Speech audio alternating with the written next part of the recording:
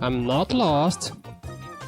Could you please pick up the Zelda one walk on the shelf for me? There's a clip. Do your best mission impression. Shut up, Gaia! Well, save the princess, you bastard. So Nintendo exists. Why can't they just bake cookies on a house? How many caves did he explore? I'm stuck on Zelda 1 again, god damn it! What? Gonna beat Ken? Oh man, I lost an arm. I better put a band-aid on it. I will never kill cats, and I won't advocate for plot on Zelda games. Fuck, go find the 8 units links to save her. You cannot punch me over the phone. Do you want to be like Gary? I'll show to you that when it comes to fighting, I'll be bested by none. Let's dance!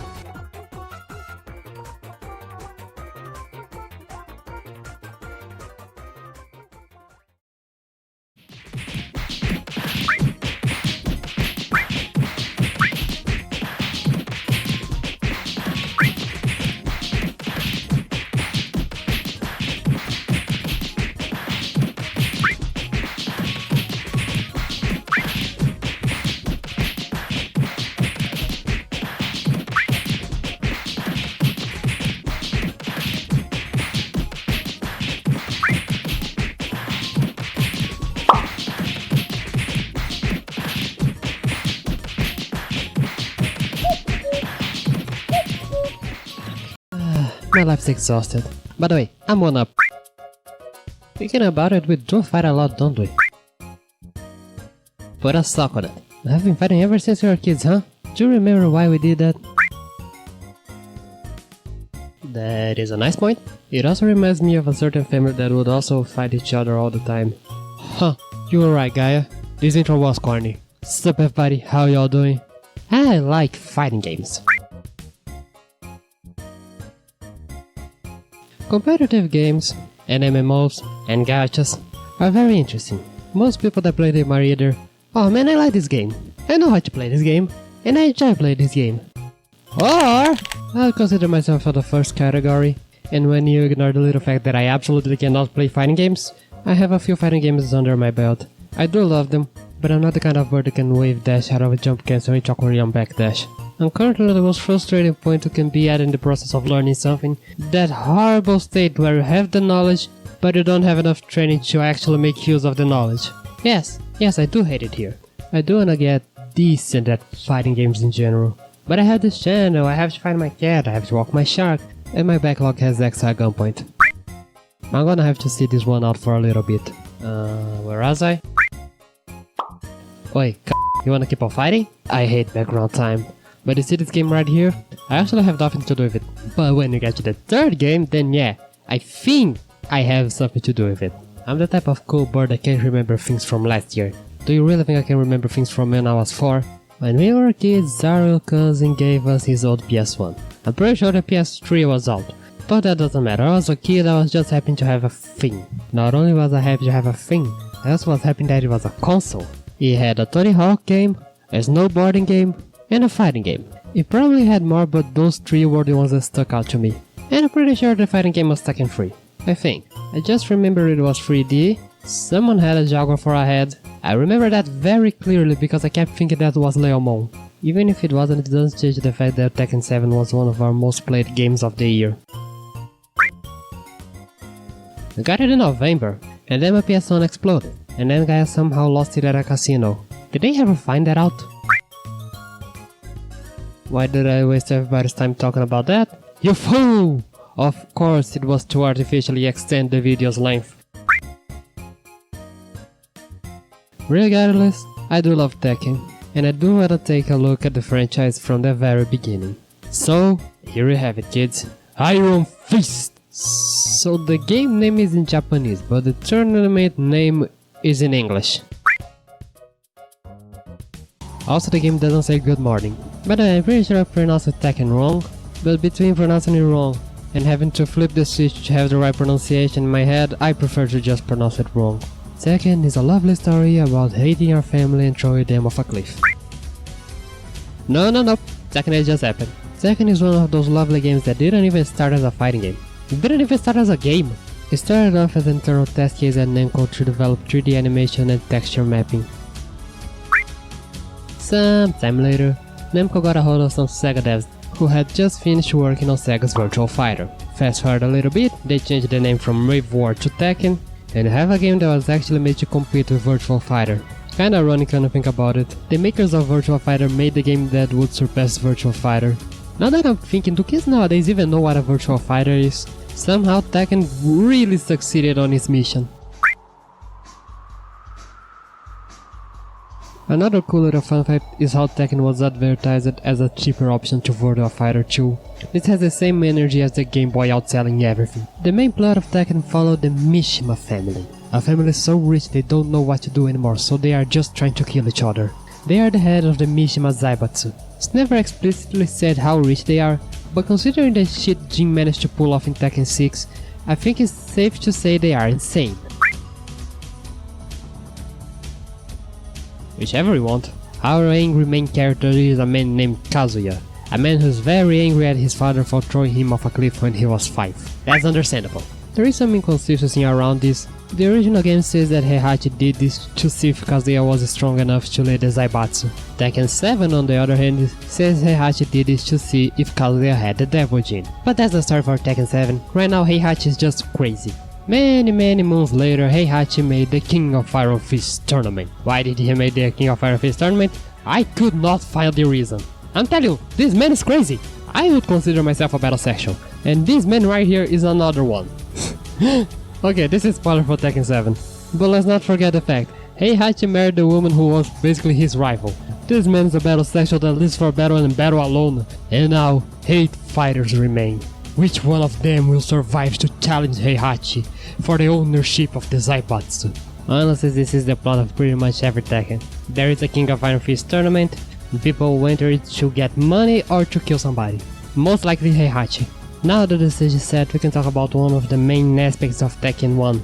This game is ugly. This is a somewhat early 3D PS1 game. One that also started off as means of testing 3D. And it didn't really evolve much past that. It's not really fair to be mean to this game.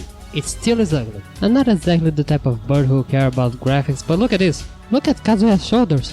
What the fuck is that? The animation is okay. The models look like an attempt to make JoJo characters. Again, look at the shoulders. This is just the kind of stuff you pretty much have to mention. It's kinda like being stabbed by a sword. I'm not gonna die, but if I walk into a non-disclosed fast food establishment, I'd at the very least have to say, by the way, sorry for spilling blood all over the place. Hey kids. So, this is Yue from almost a year since I finished this episode. Gaia was finally getting the footage for the video and oh me, it's not just a matter of the graphics are bad, it's a matter of the whole game doesn't look good. The menus don't look good, the fonts don't look good, the little screen that tells who's gonna be fighting who doesn't look good. It looks like something that I will have to cook up for the channel, but this channel is a chew bird and a rabbit job, working out of the budget of half a can of macaroni. Anyway, the game doesn't look good at all. It feels like I'm playtesting, with placeholders and all. Look at Kuma, that looks like a placeholder model. It doesn't look like a finished model. And now one word to gameplay. Take everything you know about fighting games, and get ready to rework a lot of it. Take what I'm about to say on this video with a grain of salt and pepper. As I said before, I'm not a professional fighting game player. What I'm about to say is your average sexy bird that enjoys fighting games opinion. It's much more my personal feelings and facts. Let's break down this gameplay into parts. First of all, how you break people. Every fighting game has its own unique flavor of how you hurt people. And they all pretty much come from Street Fighter, where you have punches and kicks, and they are divided into light, medium and heavy. Which does brings the question, who the fuck would think in a fight, oh I'm gonna medium punch this guy? Most fighting games adapt these ideas in some way. You have something like Garo, that has punches and kicks, and they are divided into light and heavy. Guilty Gear has punches and kicks, but they also have slash and heavy slash. You can go to the other direction with something like Under Night and BlazBlue, that has light, medium and heavy strikes, but they are not assigned to punches or kicks. On some cases you might even have something special, like the drive in BlazBlue, but I'm not gonna talk about BlazBlue today. Tekken follows the idea of using punches and kicks, but those aren't divided by heavy or light, they are divided by your actual fucking limbs. So you have right punches, left punches, right kicks, and now you got it. What does that change? From a competitive level? I honestly don't know. From a bird level? I just think it makes the fighting really fun. Both visually and from a gameplay point, I just really like Tekken's combo system. This does bring me to another point. Tekken is a more realistic fighting game. A slightly more realistic fighting game. It reminds me of a less acrobatic version of Street Fighter. Tekken looks like two professionals beating the crap out of each other. More stylish, but it still feels more on the grounded side than not. Couple that with the fact that Tekken is also slower. It's not actually slow, but it feels more grounded and heavy. Again, similar to Street Fighter. Now you might look at me and say, why in God's name are you using Tekken 7 footage? Well, cause I needed to demonstrate my point somehow, because Tekken 1, everything I said still stands, but if you're gonna be technical, Vlad and Impaler's victims are also standing. I stand by what I say, okay? I think Tekken is more grounded than not, but Tekken 1 is still beta Tekken. You can tell this by the moves, or lack thereof. Like pretty much every single fighting game out there, we have directional input. We don't have motion input. Actual motion input in Tekken is somewhat rare, not every character has it, and the ones that do don't have a whole lot of it. It's normally 1 or 2 moves. And Tekken 1 definitely has them. It's not like it is a heaping pile of nothing, and we do have some famous moves that started off here like the Wing Up Fist or King Zali kick, but it is still lacking. A lot of fighting games in the era were lacking when it comes to move when compared to things of today. So it's not exactly something I can hold against Tekken, more something I can hold against everyone. Also, I'm pretty sure we are missing all the back movements, so it's just forward and down forward. Sometimes up, and if you're lucky, down. But speaking of lacking, Tekken! Yep, this is probably the most bare bones Tekken port I've ever seen in my life. Because this is the PS1 version. The arcade games I don't really care. Console ports of fighting games are normally criticized or praised by what they have of extra. These are things that would take off with Tekken 2 and 3 and really help this franchise. And Tekken 1 pretty much just has arcade mode. And 2-player battle, whoa, good on ya. You don't even have a training mode. What is wrong with this game? Still speaking of things that should be here, where the fuck are the combos? They might be here somewhere, but nobody found them yet. Other fighting games can be a little bit rough on the combo side. I had a little bit of trouble playing Street Fighter 2 and Alpha 3. Not everything could be melted blood, let alone on the 90s. So there might be some combos here somewhere, just that I didn't find any. It truly is the most grounded fighter of all time. You throw a punch, and then wait for the other person to throw a punch. That's real life fighting for you. But gameplay is only part of a fighting game. Something that's just as important, and even more important for some people, are the characters. And Tekken for sure have characters. Lol, what the fuck are you doing? And Yoshimitsu is just a mask! Something I particularly love about fighting games is just how consistent the characters are. Things get tweaked here and there, but the basis of the character, what they strive to do and how they play, is pretty much the same from game 1 to game, I don't know. Sometimes the moveset might be changed, but the idea of the character is still the same. And I'm not gonna waste my time trying to explain the archetypes in Tekken. I don't need to explain to people what the fuck are archetypes. I don't actually know what the word archetype means. I only know it for literary purposes and fighting game purposes. The way I would put it, it's a pattern for a character that repeats itself through different works. For fighting games, this is related to how the character plays. In most fighting games, this is pretty clear. This is a rushdown, this is a zoner, this is a stage fighter, this is a grappler, something is a shooter, but we haven't found any. And Tekken is once again different, and this time it's not because this is a beta. I personally feel like the archetypes in Tekken are light, and this comes because of the gameplay. Playing a rushdown in Tekken is very different from playing a rushdown in any other game. And according to things I heard on the internet, Tekken isn't exactly one solid archetype, they are amalgamations of different archetypes combined into one single character. This can be said about any fighting game. No character is like the other, which is what makes the fighting fun, but Tekken is still more combination of archetypes than not. And this is very interesting because now, truly, no character will play like the other. Something that I find kinda curious about Tekken is just to realize how many characters have stances, but how many of them are stance characters. I hope this line made sense. Yep. Well, I thought going through the missions and then we talk about everyone else that hates the mission. Kazuya Mishima, or Mishima Kazuya, son of Mad Grimm's Heihachi and pretty mad himself. He's here basically to kick the ever-loving fuck out of his father. But enjoy everyone, this is pretty much the last time we're gonna see a normal Kazuya in the franchise. And the franchise just started. Also, the manual claims that Kazuya wants to start a worldwide scale coup d'etat, But that doesn't make any sense because I'm pretty sure the word isn't a eta.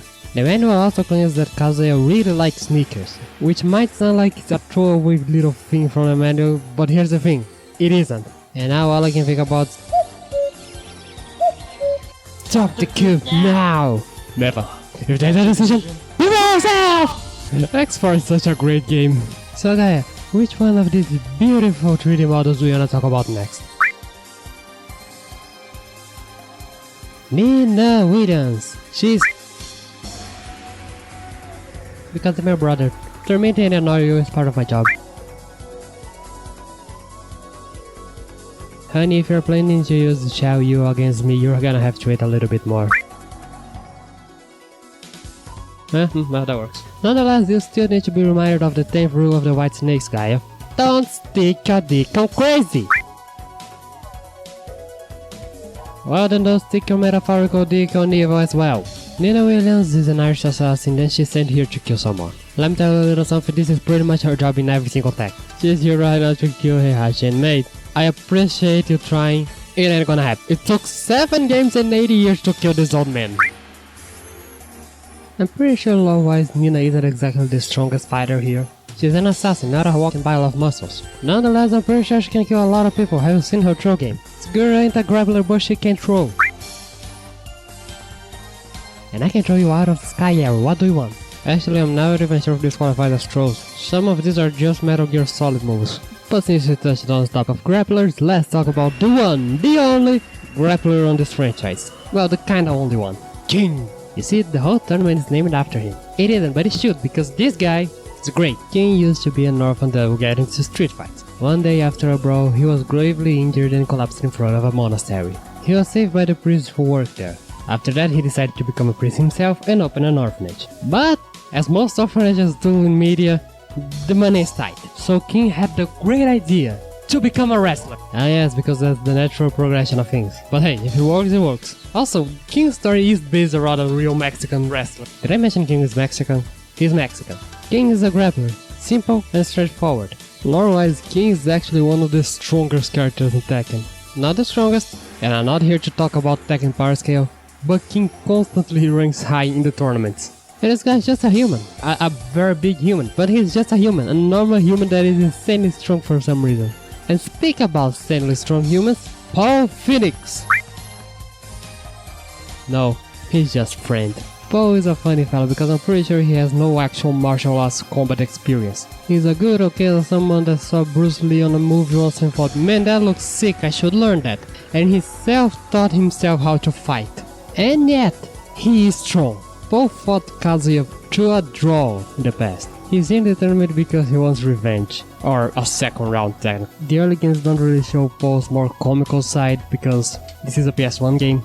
But if anything, it's nice to know that no matter where this franchise goes, I can always count on this dumbass to make me laugh. And on his dumbass friend, martial law. Well, wait, not that one. Martial law, because he needed a Bruce Lee joke character. Paul is but a simple cook working in Chinatown to provide for his family. The whole joke of the franchise is that Law is constantly broke. He enters the tournament to get enough money so that he can open his own dojo.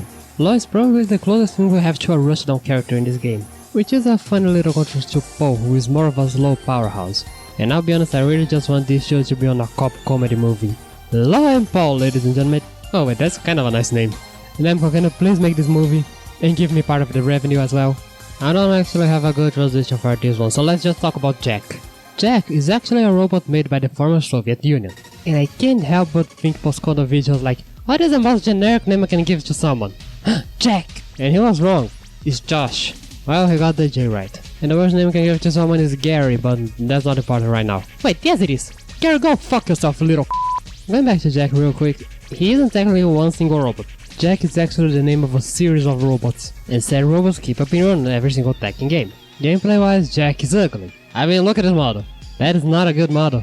The Jacks are a slow and strong fighter. This is no surprise, look at them hands. I'm not really clear on the Jack lore, because I know we have this Jack, and we also have the prototype Jack that is a completely different Jack, but then this Jack gets upgraded to Jack 2, and I'm not gonna spoil what happens to Jack 2 at the end of Tekken 2, but then Jack 2 becomes Gun Jack, and then we don't have a Jack 4, but we have a Jack 5, but I'm not really sure if Jack 5 is still Gun Jack. Man, the Jacks are too confusing.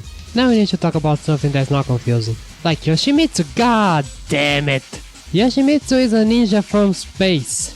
Sure, I can't shake off the feeling that Yoshimitsu made this up for marketing purposes. Yoshimitsu is one of my favorite Tekken characters not only in lore, but also in gameplay. In reality, he is the leader of the Manji clan. I dare you to say Manji clan 7 times fast! The Manji clan is a group of thieves that steal from assholes and give it to the poor. That alone is enough reason for me to like him. The reason he is on the tournament is to act as a decoy so that the rest of the clan can steal the Mishima's money. This guy is going up on my list. The clan has been on this business of steal from the rich and give it to the poor from generations now. We know this because Soul Calibur, a series set on the same universe as Tekken, also has a Yoshimitsu. Man, the Manji clan is so incredible. I wonder if they have like a cool flag or some nice symbol I can put on my wall. In gameplay, Tekken 1 Yoshimitsu is a letdown. I truly love Yoshimitsu going forward. I don't play Yoshimitsu, because to play Yoshimitsu, you need to have a low screw and time, and I only have a low screw. I do want to become a Yoshimitsu player at some point in the future. Look, I even have it on my bucket list. But playing Yoshimitsu is not something you wake up one day and think, well, I wanna main the octopus. He is a trick character. I don't mean that in the sense of, oh, he's complicated to load. No. This motherfucker is full of tricks. Yoshimitsu is a stance fighter, and I don't mean that by Tekken standards, I mean that by other fighting game standards. You might want to disagree with me, which is fair, but this guy has 6 different stances. I think that qualifies as a stance fighter, and that's why he's a tricky character. He's a tricky character to learn because you need to understand his stances and how to get the most out of them, and he's also a tricky character because the other guy can never know what the fuck the Yoshimitsu player will do. And he's funny. One of his attacks is a attack. And in Tekken 1, Yoshimitsu is called Yoshimitsu. Man, again, what a letdown. Yoshimitsu is such an interesting character in later games, and then here he is. Well, he's at least funny. But I can't even use Dragonfly on this game. Where's the point of using Yoshimitsu here? Wait, I also have a robotic hand. And a shitload of swords. Whee! What a suck on it, Gaia. You're ruining my fun. Yoshimitsu is one of the few characters that appears in every single Tekken. The others are actually Poe and Nina. Heihachi was part of the group until Tekken 8 happens. I do think that Bliss curious that this is the group that appears in every Tekken. So that leaves us with Michelle Chang. Many Tekken players right now looked at me and said, Whomst? Michelle is one of the least beloved Tekken characters. She is not hated. I just never see anybody talk about her. Didn't even know she was part of the game until I played it. Michelle is the child of a Native American woman and a Chinese man. Her father was sent to America by Heihachi to look for some non-specific treasure. In the end, he ended up falling in love and raised a child. And then Heihachi killed him. Mate, he didn't even betray you or anything. He just said, nah, I quit. Regardless, Michelle is here to kill Heihachi.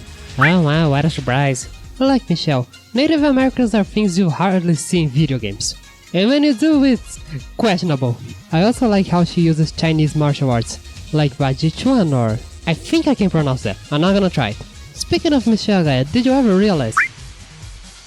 By Tekken 3, she's officially a MILF. Yeah, I knew you like it. I mean, she's a caring lady. How do you prefer Nina over her? I don't. Ah, crikey, we are over 20 minutes already. How in God's name did I manage to get a video about Tekken 1 over 20 minutes? Okay, what's wrong with you? No. Don't use that trick on me. I'm your brother. I know ya.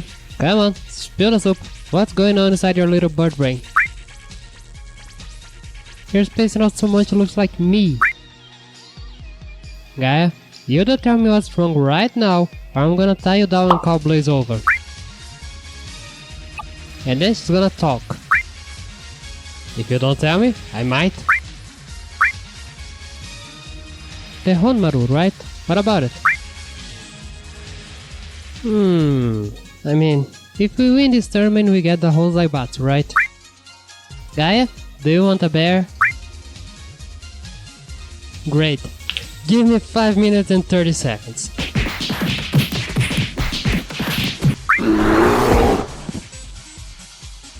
Gaia! I unlocked an old man. It's Heihachi. Of course, we have unlockables. Characters. We can't unlock anything outside from characters. More than that, pretty much every single character you unlock is a clone. I mean, not one-to-one clones, but they are definitely derivative. This is as good as time as any to talk about unlockables. I like unlockables. You can complain about unlockables as much as you want, but I think they are a good thing. They give you some objective, they make you experience other parts of the game, and every time you unlock something you might think, oh, that's something, I wanna try this something. The problem with unlockables on Tekken 1 is that you have to play Tekken once you unlock them. And I've just been diagnosed with if I play Tekken 1 more than I should, I will die disease. This was a problem during the writing of the script. I wanted to talk about the unlockables, but to talk about the unlockables I'll need to unlock them, and I'll need to grab the footage, and that would involve me playing a lot of Tekken, and the video could become even longer because of it. So I sat here and thought, how do I solve this problem? And so I turned to my sister, my genius little sister, who said the magical words. Why don't we know more heroes this shit? So get ready everybody, I'm gonna know more heroes and unlockable characters in Tekken!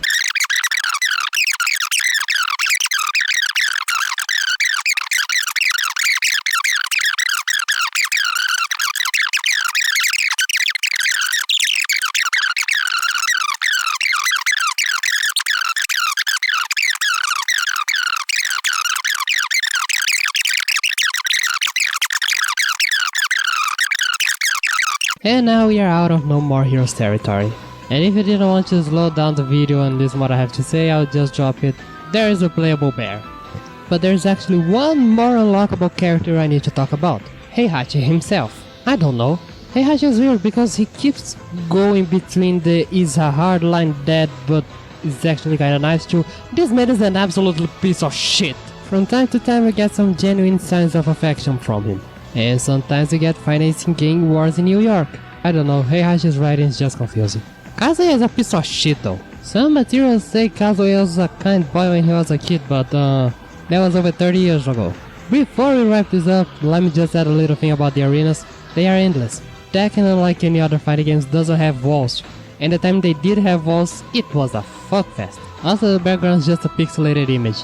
I don't know, I just think that's kinda funny. Enjoying this overly long video. This video is over half an hour long.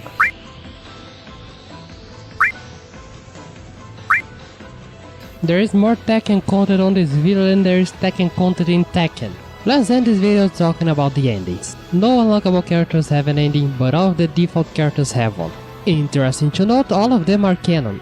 Not every single ending in a fighting game is canon. This also applies to the rest of the Tekken series, especially 8. But here, all of them are canon and tell what happens to the fighters after the tournament. All of the endings are a short animated movie. By 1994, I'm willing to bet some people shit their pants because of it. And nowadays, I mean, it's just kinda cute looking back. The best one here is Yoshimitsu, who stole Guryu's money and gave it to the poor, aka Law. Although we also have King's ending that just has some Japanese kids green screened into Tekken. Yeah, that's a good ending.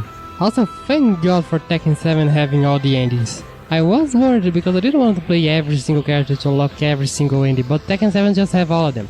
For the whole franchise. Thanks Tekken.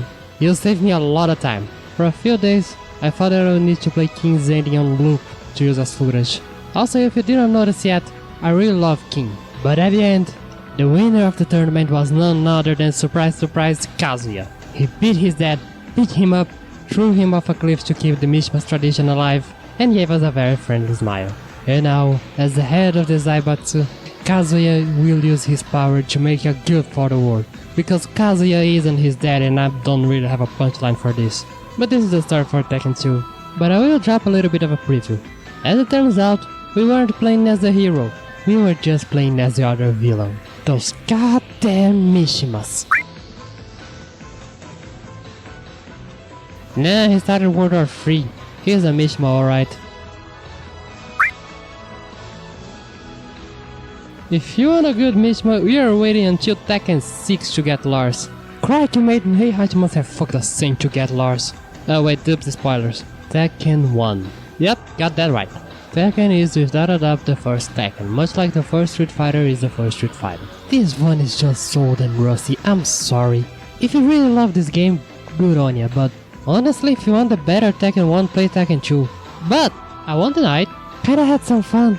Not on the oh this is a good fighting game kind of fun, on the this is stupid kind of fun. From the lack of side modes to the graphics to the gameplay that is definitely not evolved, this is the most basic Tekken you can get.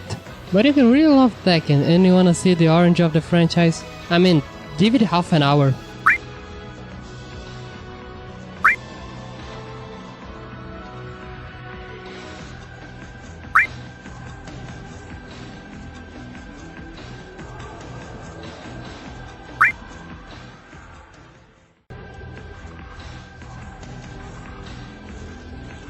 You can at the very least get some dumb fun out of it. Now, is Tekken my favorite fighting game franchise? It might be. I also really love Street Fighter.